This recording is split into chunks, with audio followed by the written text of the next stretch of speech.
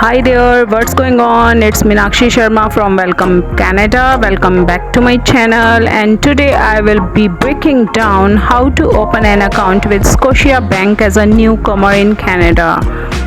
If you like my contents and get benefit from my videos, so please subscribe my channel, give me more motivation to solve your queries related to Canada. So let's get started how to open account with Scotia Bank as a newcomer in Canada.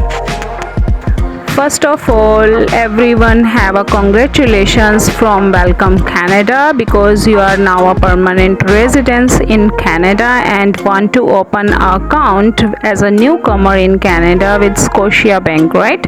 Today we will discuss about the Scotia Bank. Scotia Bank में as a newcomer हम कैसे अपना account जो है वो open कर सकते हैं, हमारी क्या रिक्वायरमेंट्स हैं, क्या हम इसको इंटरनेशनली बिफोर मूविंग कैनेडा इसको ओपन कर सकते हैं. Look at the screen. यही हमें मैंडेटरी डॉक्यूमेंट्स हैं like passport, permanent residence card, आपकी COPR और जो आपका लैंडिंग अथॉरिटी लेटर है, ये सब आपको वहाँ पे एज अ प्रूफ सबमिट करने होंगे when you open an account with Scotia bank, right.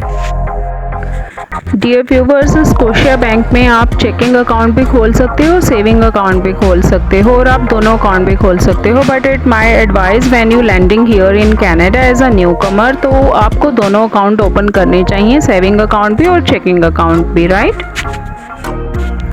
देखो, जब हम यहाँ पे लैंड होते हैं उस टाइम पे सेविंग अकाउंट क्या होता है कि उसमें हम जितनी भी अपनी अमाउंट वहाँ से लेके आते हैं as a proof of fund, may be 25,000 Canadian dollars और अप टू 50,000 कैनेडियन डॉलर्स जो है आप यहाँ पे ट्रांसफ़र कर सकते हो मैक्सिमम स्कोशिया बैंक के साथ when you open an international account with Scotia bank, right. आप 50,000 जो मैक्सिमम अमाउंट है उसको ट्रांसफ़र कर सकते हो. तो मेरी एडवाइस यही है कि जब आप यहाँ पे आते हो तो आप अपने सेविंग अकाउंट में ये अमाउंट जो है वो डिपॉजिट करवाओ, राइट.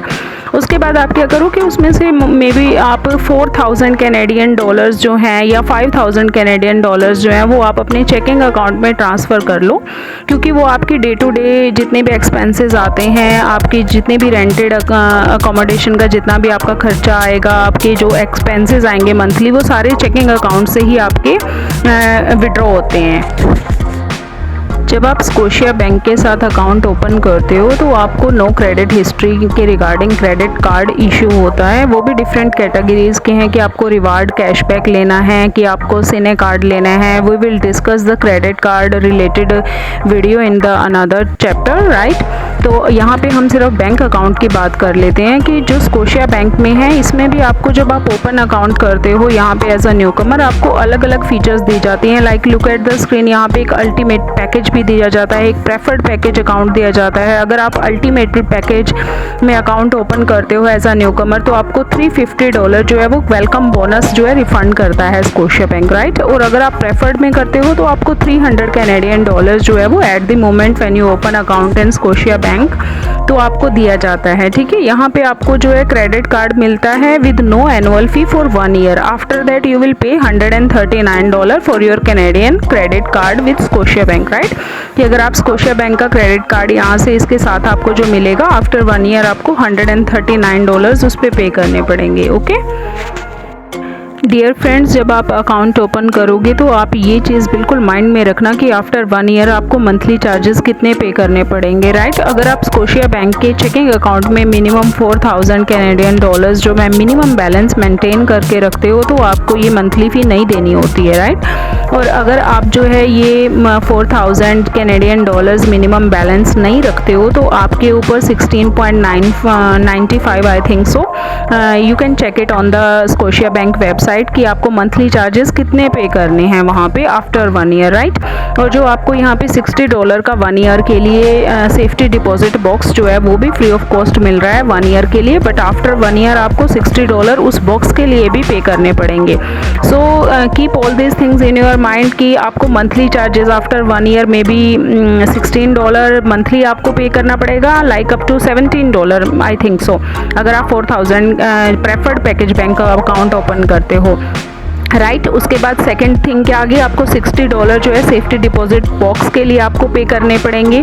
थर्ड थिंग क्या है कि आपको $139 जो है क्रेडिट कार्ड के लिए पे करना पड़ेगा। तो ये अमाउंट वो है जो आपको आफ्टर 1 ईयर, जब आप अकाउंट के बाद 1 साल हो जाएगा आपको अकाउंट ओपन किए हुए, उसके बाद आपको ये चीज़ें पे करनी ही करनी पड़ेंगी। It's mandatory for with the open account with Scotia bank, right.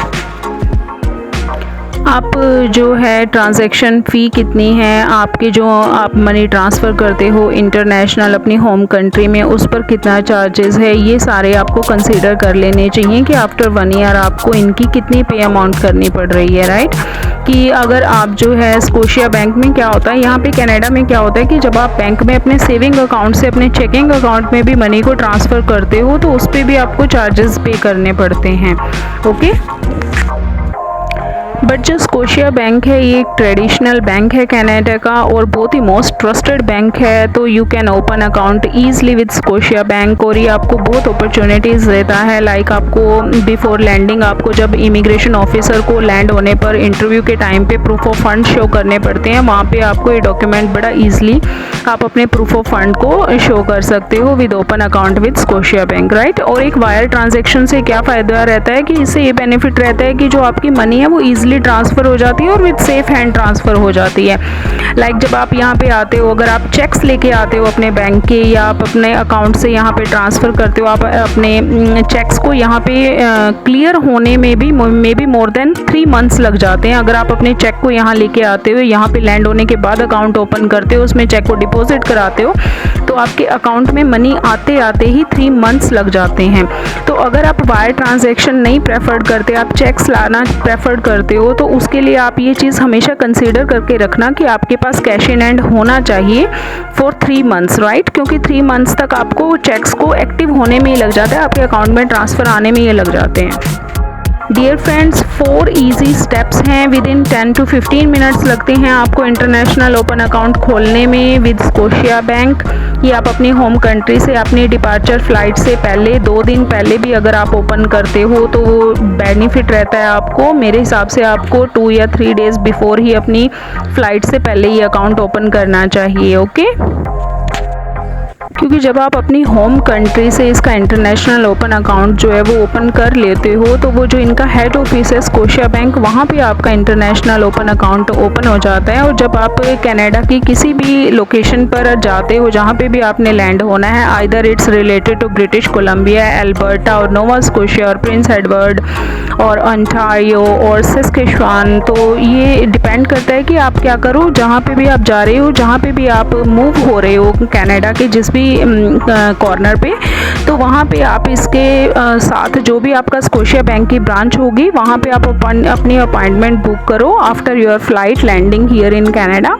तो वहाँ पे आप जैसे ही जाके अपनी विज़िट करते हो, आपके जितनी भी आपकी मनी है इंटरनेशनल ओपन अकाउंट की, वहाँ से जो आप अपना अकाउंट ओपन करते हो विद इन 1 और 2 मिनट्स के अंदर ही आपका सारा का सारा जो मनी है आपकी इंटरनेशनल ओपन अकाउंट की वो आपके चेकिंग अकाउंट और सेविंग अकाउंट में ट्रांसफ़र हो जाती है, राइट।